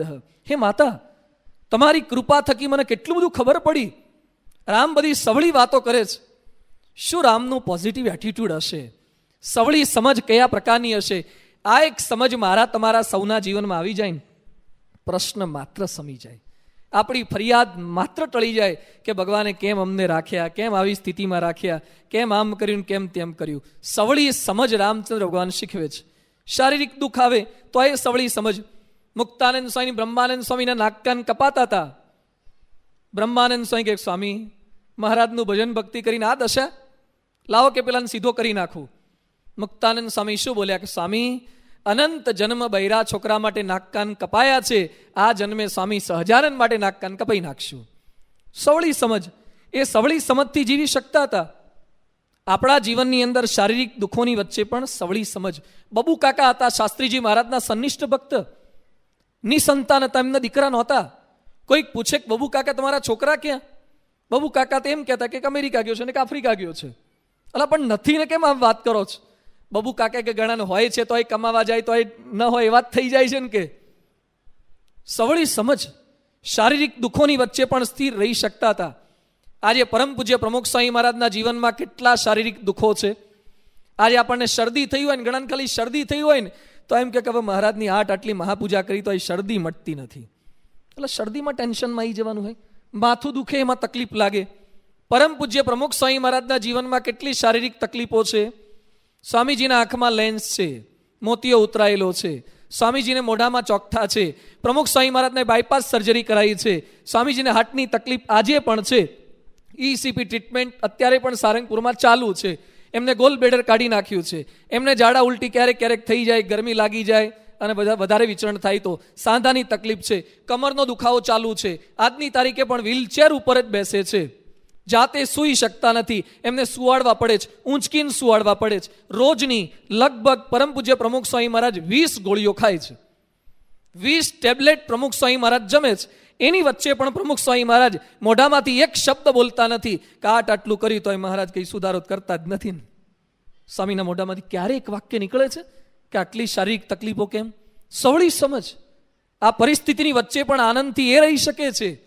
આપણા ગ્રંથો, મહાપુરુષોના જીવનો, પ્રસંગો આપણને આ શીખવે છે. શારીરિક સમજ, આર્થિક દુઃખોની વચ્ચે પણ સ્થિરતા, કોઈની કઈ ભૂલ થાય, આપણાથી ભૂલ થાય એની વચ્ચે પણ સ્થિરતા. મહાપુરુષોના જીવનની અંદર સહેજે સહેજે આપણને પ્રેરણા આ મળે છે. ઘણીવાર કોઈકની ભૂલ થાય આપણે આકડા ઉતાવળા થઈ જઈએ છીએ, તો રામ ભગવાને કઈની ભૂલને કેવી ક્ષમા આપી શક્યા છે. તો આપણા જીવનની અંદર પણ આ ગુણે આત્મસાત કરવાનો છે. કોઈ સહકાર ના આપે ત્યારે તકલીફ થાય. 53ની સાલમાં યોગીજી મહારાજ વિચરણ કરતા કરતા રામોદ ગામે પધાર્યા. રામોદમાં મોહનભાઈ કરીને એક હરિભક્ત યોગીજી મહારાજની સાથે માતમ સ્વામી હતા. અને નક્કી એવું થયું કે યોગીજી મહારાજ કથા વાર્તા કરશે અને માતમ સ્વામી રસોઈ કરશે. યોગી બાપા કથા કરવા માટે બેઠા, માતમ સ્વામી રસોઈ કરવા ગયા. અને પછી માતમ સ્વામી રસોઈ કરવા ગયા, પણ પહેલાં તો આવા ગેસ કે ગેસની લાઈનો કે સ્ટવ, અશોક સ્ટવ કે કંઈ નહોતું. લાકડા નાખવાના, ફૂંકણીથી ફૂંકો મારવાની અને અગ્નિ પ્રજ્વલિત થઈને રસોઈ કરવાની. માતા સ્વામી ફૂંકો મારી પણ લાકડા લીલા, ધુમાડો થયો, કંટાળ્યા, મૂક્યું તપેલું ગરમ પાણી, હજુ તો પાણી એ ગરમ નહોતું થયું, અને ત્યાં મૂકી અને ઉપર મેળે જઈને હુઈ ગયા. યોગી બાપાએ કથા પૂરી કરી, શ્રીપતિમ શ્રીધરમ કર્યું, અને પછી જોવા ગયા કે રસોઈ થઈ ગયું, એટલે આવો ઠાકોરજીને થાળ કરીએ. તે રસોડામાં ગયા, તે ચૂલા પર તપેલું હતું, પણ તપેલામાં ખાલી પાણી જ હતું, ટાઢું પાણી, કાંઈ નહીં. યોગી બાપાને એમ કે માતમ સ્વામી બધું લઈને જતા રહ્યા છે બીજા કોઈક રૂમમાં. બીજે તપાસ કરી, ક્યાંય માતમ સ્વામી ના મળે, રસોઈ ના મળે. અરે પણ થયું શું, કેમ કંઈ દેખાતા નથી? તપાસ કરવા ગયા તો મેળા ઉપર માતમ સ્વામી સૂઈ ગયા હતા. યોગીજી મહારાજ ત્યાં ગયા. યોગીજી મહારાજ કે સ્વામી શું થયું? માતમ સ્વામી કે હું રસોઈ નહીં કરું, તમારે કરવી હોય કરી લો, મારે ખાવું એ નથી, આવા લાકડા છે સળગતા નથી. યોગીજી મહારાજ કાંઈ જ બોલ્યા વગર નીચે ગયા. હવે 12:30 વાગે યોગીજી મહારાજે રસોઈ કરવાનો પ્રારંભ, કાંઈ જ કરેલું નહીં, બધી જ રસોઈ બાકી હતી. યોગી બાપાએ રસોઈ કરવાનો પ્રારંભ કર્યો. યોગીજી મહારાજ તો કુશળ હતા, પણ વાર તો લાગે ને. અડધો કલાકમાં બધી રસોઈ થઈ. હરિભક્તોને જમાડવાના હતા, બધી રસોઈ કરી અને પછી યોગીજી મહારાજ માતમ સ્વામીને જગાડવા ગયા. થાળ કર્યા પછી, માતમ સ્વામી ચાલો, રસોઈ થઈ ગઈ છે, થાળ થઈ ગયો છે, આપ જમવા આવો. માતમ સ્વામીને જમાડ્યા, પ્રેમથી ના પાડતા હતા તોય, અને પછી નીકળતા હતા. એટલે મોહનભાઈ યોગી બાપા પાસે આવ્યા, યજમાન હરિભક્ત. એ કે સ્વામી આજે તો તમને બહુ તકલીફ પડી નહીં? કારણ કે કથાએ તમારે કરવી પડી, અને પછી તમારે મોડે મોડે રસોઈ કરવી પડી, પેલાને જમાડવા પડ્યા, પેલા એવા સંત તમારી જોડે આવ્યા, એટલે કેટલી તકલીફ પડી. યોગીજી મહારાજ એક વાક્ય બોલ્યા કે નાના ગુરુ, એવું ન બોલશો. માતમ સ્વામી બહુ દયાળુ, કેટલાય સમયથી અમને ઠાકોરજીને થાળ કરવાની સેવા નહોતી મળતી, આજે અમારા હાથે રસોઈ કરવાની તક મળી. માતમ સ્વામી બહુ દયાળુ. શું યોગીજી મહારાજની સવળી સમજ હશે, પોઝિટિવ એટીટ્યુડ કયા પ્રકારનો હશે? આજે યોગીજી મહારાજની જગ્યાએ હું કે તમે હોઈએ તો પહેલા તો કથા કરીને ધારો કે હું જઉં ને, પછી ચેક કરું કે રસોઈ કેમ નથી, એટલે સીધો મેળા પર જ જવું, અને હુતા હોય ને ઉઠાડવાના, પાટું મારીને ઉઠાડવાના, ઉઠો, કેમ નથી ઉઠતા? તો પહેલા કેવું હતું ને, રસોઈ નહોતી કરવી, જાણ તો કરવી જોઈએ ને, તો કથા ટૂંકી કરીને રસોઈ કરવા આવી જાત. ગુસ્સે થઈને આપણે રસોઈ કરીએ પણ પછી રસોઈ કર્યા પછી થાળ કર્યા પછી માતમ સ્વામીને જગાડવા જઈએ? ના કે ઉઠાડવા ના જવાય. અને પછી કદાચ એ ભૂખે આવે, ભૂખ લાગી હોય ને જમવા જાઓ પાછા, કે ના પાડતા હતા શું કરવા આવ્યા? જમવા ના દઈએ આપણે. અને પછી બહાર નીકળતા પેલા હરિભક્તે કે બહુ તકલીફ જ પડે ને, આવા જોડમાં હોય શું થાય? આવા જવું કોઠારીને કહી દઉં એટલી વાર છે કે આ બધું આપણને થાય. યોગીજી મહારાજ એક વાક્ય નથી બોલતા, કઈ સ્થિતિમાં જીવતા હશે. રામચરિત માનસ આ છે, રામાયણ જીવંત છે આપણા ગુણાતીત પુરુષોના જીવનમાં. રામની જે સવળી સમજ હતી એ જીવંત છે. Positive attitude. આપણે પણ અયન એટલે આ દરેક સ્થિતિની અંદર આનંદથી રહી શકીએ. અને છેલ્લું, રામનું અયન એટલે શું? રામના જીવનમાંથી સ્થિરતા શીખવાની છે. રામચંદ્ર ભગવાન જ્યારે જંગલમાં જતા હતા અને જંગલમાં વલકલ વસ્ત્ર પહેરીને ત્યાં ગયા, અને આ લખે છે કે રામ જંગલમાં જતા હતા, ન ચૈવ રામ પ્રવિવેશ શોકમ શ્રુત્વા ન વિવેથે રામ. રામે સાંભળ્યું કે તમારે જંગલમાં જવાનું છે, છતાં રામના મોઢા ઉપરની એક રેખામાં ફેરફાર નથી થયો. લખ્યું છે આહુતસ્ય અભિષેકાય વિસૃષ્ટસ્ય વનાય છે, ન મયા લક્ષિતસ્ય સ્વલ્પોપી આકાર વિભ્રમઃ. કે રામને જ્યારે રાજ્યાભિષેક માટે બોલાવવામાં આવ્યા ત્યારે પણ રામનો મેં ફોટો પાડ્યો હતો, અને રામને જ્યારે જંગલમાં જતા જોયા એ વખતનો ફોટો પણ પાડ્યો છે, છતાં રામના મોઢા પર સહેજ પણ ફેરફાર થયો નથી. કયા પ્રકારની સ્થિરતા હશે રામના મુખારવિંદ પર! આપણે તો ખાલી પહેલી લાઈનમાં બેઠા હોય અને પછી કોઈક નવા મહેમાન આવે ને ઊભા કરીને પાછલી લાઈનમાં જવાનું થાય, અથવા તો કોલિસમાં ગાડીમાં આગલી સીટ પર બેઠા હોય અને પછી પાછળ બેસવાનું થાય. પ્લાસ્ટિક સર્જરી કર્યા વગર મોઢું ફરી જાય તરત. કશું જ કર્યું નથી, કંઈ માર્યા નથી, છતાં પણ સહેજ અપમાન થાય અને મોઢાની રેખામાં ફેરફાર થઈ જાય છે. રામને જંગલમાં જવાનું થયું છે, સહેજ ફેરફાર થતો નથી. કઈ સ્થિરતા હશે? રામ રાજ્ય આયેગા, રામ રાજ્ય આયેગા એટલે અયોધ્યામાં રામ મંદિર થઈ જશે એટલે રામ રાજ્ય આવી જશે. રામ રાજ્ય એટલે રામની જેમ જંગલમાં જવાનું થાય. આપણે જંગલમાં તો નથી જવાનું, પણ કદાચ ખુરશી પરથી ઊભા કરી નીચે બેસાડીને મોઢું વસ્તુ રાખીએ તો રામ રાજ્ય જ છે. રામ રાજ્ય એટલે રામ મંદિર થાય એવું નહીં. ખુરશી પરથી ઊભા કરી નીચે બેસાડીને મોઢું વસ્તુ રહે ને તો રામ રાજ્ય છે. આ સંકલ્પ કરવાનો છે. રામનું અયન આ છે, આપણને શીખવે છે. આ ક્યારે શક્ય બને? ક્ષણે રૂષ્ટા ક્ષણે તુષ્ટા એ નહીં. આપણે બધા એવા છીએ, ક્યારેક સુખી ક્યારેક દુઃખી, બારમાસીના ફૂલ જેવા નથી. એક ભાઈ બહુ મોટા બિઝનેસમેન હતા, એમના હૈદરાબાદ બાજુ જવાનો કોલ આવ્યો તાત્કાલિક કે બિઝનેસ માટે આવી જાઓ. હવે રાજકોટ જેવા શહેરમાં રહે, હવે તાત્કાલિક ત્યાં જવાનું ટિકિટ બુક નહોતી કરાવી, એટલે એમને એરપોર્ટ પર ફોન કર્યો કે મારે પ્લેનમાં જવું છે, પ્લેનની ટિકિટ. સોરી સર કે we can't give you ticket, કારણ કે પેક છે, વિમાન હાઉસફુલ થઈ ગયું છે. એટલે દુઃખી થઈ ગયા. શું થયું બાળકો? ટિકિટ ના મળે એટલે દુઃખ થાય ને, આ ભાઈ દુઃખી થઈ ગયા. પછી થોડીક વાર પછી ફોન આવ્યો કે sir you are lucky, you got the ticket, તમને ટિકિટ મળી ગઈ છે, તમે પ્લેનમાં મુસાફરી કરી શકશો. એટલે આ ભાઈ કેવા થઈ ગયા? સુખી થઈ ગયા, પાછા સુખી થઈ ગયા. હવે પાછા પોતાની ગાડીમાં બેસીને જતા હતા. થોડીક મિનિટો પછી પ્લેન ઉપડવાનું હતું, ગાડીમાં બેસીને ત્યાં એરપોર્ટ પર પહોંચવાનું હતું, ત્યાં ગાડીમાં પાછલા વ્હીલમાં પંક્ચર પડ્યું. હવે સ્ટેશન સુધી પહોંચવાનું હતું, એરપોર્ટ સુધી, અને પંક્ચર પડ્યું એટલે ગાડી ઊભી રહી ગઈ. એટલે પાછા કેવા થઈ ગયા? શું બોલવાનું તમારે? દુઃખી થઈ ગયા, દુઃખી થઈ ગયા પાછા.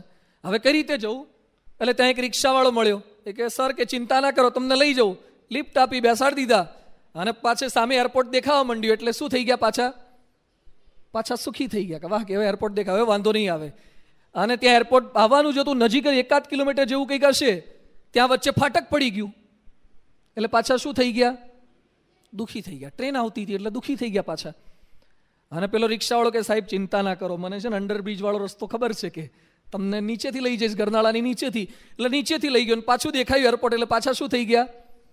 સુખી થઈ ગયા. એરપોર્ટ પર પહોંચ્યા અને કે મારું પ્લેન ક્યાં ઊભું છે, કે મારે ત્યાં અંદર સામાન મૂકવાનો છે. એ કે સોરી સર, તમારું પ્લેન તો હમણાં જ ઉપડી ગયું. એટલે પાછા શું થઈ ગયા? દુઃખી થઈ ગયા. ત્યાં વેઇટિંગ લિસ્ટમાં બેઠા હતા લોન્જમાં, અને ત્યાં સામે વિડીયો ચાલુ હતો ટીવી સ્ક્રીન ઉપર, ન્યૂઝ ને બધા. અને ત્યાં ન્યૂઝમાં સમાચાર આવ્યા કે હમણાં 15 મિનિટ પહેલા જે પ્લેન ઉપડ્યું હતું એ પ્લેન ક્રેશ થઈ ગયું, પ્લેન તૂટી ગયું. એટલે પાછા પેલા ભાઈ શું થઈ ગયા? સુખી થઈ ગયા. વાહ કે બચી ગયા. ક્યારેક સુખી ક્યારેક દુઃખી. આપણું ગમતું થાય ત્યારે સુખી, આપણું ગમતું ના થાય ત્યારે દુઃખી. હું ને તમે બધા દિવસમાં 17 વાર સુખી ને 17 વાર દુઃખી. છોકરાઓને સવારે ઉઠાડો તારે કેવા હોય? દુઃખી. સ્કૂલમાં જવા ટાઈમે દુઃખી, સ્કૂલનો છૂટવાનો બેલ પડે ત્યારે સુખી. અત્યારે પરીક્ષાઓ આવે ત્યારે દુઃખી, ને પરીક્ષાઓ પૂરી થાય ત્યારે સુખી. ક્યારેક સુખી ક્યારેક દુઃખી, આ સતત ચાલ્યા કરે છે. પણ એમ નહીં, પરીક્ષા હોય કે ના હોય હંમેશા સુખી રહે. કોઈક બોલાવે કે ના બોલાવે હંમેશા સુખી રહે. એ સ્થિરતા આ છે. બ્રહ્મભૂત પ્રસન્ન આત્મા ન સોચતી ન કાંક્ષતી. ભગવાન સ્વામિનારાયણ પૃથ્વી પર આના માટે આવ્યા હતા, બ્રહ્મરૂપ કરવા માટે. રામ ભગવાનની જે સ્થિતિ હતી, બ્રાહ્મી સ્થિતિ, ગમે તે વિપરીતતાની વચ્ચે પ્રમુખ સ્વામી મહારાજના આફ્રિકાથી પાછા આવવું પડ્યું, છતાં પણ એમના મોઢાની રેખા ઉપર પણ લેશ માત્ર ફેરફાર નહીં. રામનું અયન એટલે આ છે. આપણે સાંભળવાના આ છીએ. રામચરિત માનસમાં તો ઘણી વાતો છે. મેં અગાઉ પણ ઉલ્લેખ કર્યો કે 1 મહિના સુધી ચાલે તો પણ આ કથા વાર્તા પૂરી થવી નથી. રામાયણ શતકોટી અપારા, એની વચ્ચે શોર્ટ એન્ડ સ્વીટ એનો જમાનો છે, અને ટૂંકાની અંદર સારભૂત સમજવાનો આપણે પ્રયત્ન કરીએ. અને પાછું ગુણાતીતાનંદ સ્વામી વાતોમાં લખ્યું છે કે રાજાના દીકરાને એક દિવસે કદાચ રાત દઈ દેવાય, પણ વિદ્યા તો એક દિવસે ન દેવાય, ધીમે ધીમે દેવાય. એટલે આજે કથા વાર્તાને આપણે વિરામ આપીશું, પણ એ પહેલાં મનમાં સંકલ્પ કરીએ. અહીંયા જે કથા વાર્તા 3 દિવસ ને પછી 1 દિવસ આરાધના છે, પછી પાટોત્સવનું મુખ્ય પર્વ છે, એ બધો લાભ લેવાના છીએ. અહીંયા આપણે ખરા અર્થની અંદર શ્રોતા બનીને આવવું છે, કંઈક પામવું છે. ઘણી બાર લોકમાં પણ પારાયણની આના કરતાં પણ સારી કથાઓ કરનારા તો દુનિયામાં કથાકારોની કોઈ ખોટ નથી. અને સારામાં સારો બિઝનેસ છે. કદાચ કોઈને કરવો હોય તો આવી જજો. બાર લોકો ધંધો કરતા જ હોય છે, રામાયણની ચોપાઈઓ અને શ્લોકો બધા કંઠસ્થ કરી. આમાં આ ધંધામાં કોઈ મંદી છે જ નહીં. આ તમારા બધાને મંદીઓ નડે. કથાકારો બાર બધા કથા કરતા, એને કોઈ મંદી હોતી જ નથી. આપણે તો જો કે કોઈને પ્રોફેશન નથી પ્રમુખ સ્વામી મહારાજના કોઈ સંતોને, પણ કહેવાય એ માગું છું કે પેટને અર્થે પુરાણી થનારા દુનિયામાં કેટલાય છે, પણ અહીંયાથી આ મંચ ઉપરથી જે કંઈ વાતો થવાની છે, ન તો મારી વાતો છે, પણ રામાયણની વાત છે, આ રામચરિત માનસની વાત છે. આપણે સંકલ્પ કરો છે કે ખરા અર્થની અંદર એવા આશ્રિત બનીને, મુમુક્ષુ બનીને વાત સાંભળવી છે. 3 દિવસ 5 દિવસ સુધી સળંગ લાભ પ્રાપ્ત કરવો છે. શ્રોતાઓના 2 પ્રકાર જણાવે છે. એક શ્રોતાઓ કાગડા જેવા હોય, બીજા શ્રોતા કૂતરા જેવા હોય. માફ કરજો, તમને નથી કહેતો, પણ આ તો શ્રોતાઓના પ્રકાર છે. કૂતરો શું કરે? કૂતરાને પોતાને રોટલીનો થપ્પો મળે ને, કૂતરો પોતે ખાઈ જાય, પોતાને ખવાય એટલી બાકીની માટીનો ખાડો કરે અને માટીમાં દાટી દે, અને પછી બીજા દિવસ માટે પોતે રાખી મૂકે કે આવતીકાલે કે પછી ખાઈશું, કોઈ બીજાને બતાવે નહીં. આવા બધા હોય છે કૂતરા. આ ધંધો કરે.